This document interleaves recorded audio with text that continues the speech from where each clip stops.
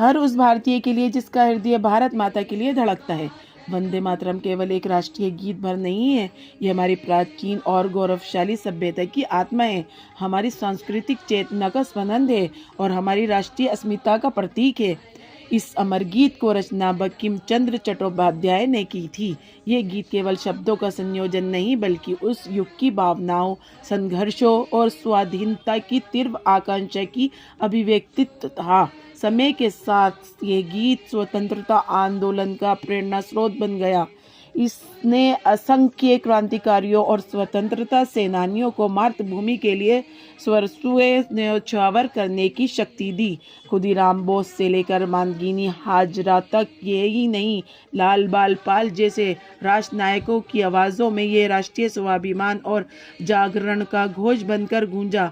वंदे मातरम के ये दो शब्द, अमर शब्द, स्वतंत्रता संग्राम के कठिन और चुनौतीपूर्ण दौर में साहस, त्याग, समर्पण और एकता का संचार करते रहे। जब जब देश को जागरूक करने की आवश्यकता पड़ी, ये उद्घोष जन जन के हृदय में नई ऊर्जा बढ़ता रहा।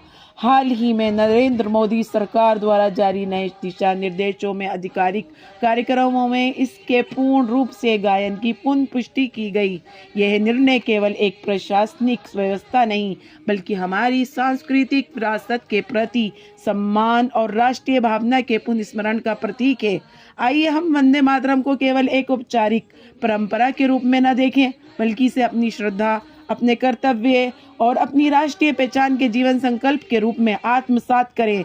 ये गीत हमारे जड़ों से जोड़ता है, हमारी एकता को सुदृढ़ करता है और हमें राष्ट्र सेवा के मार्ग पर अग्रसर होने की प्रेरणा देता है।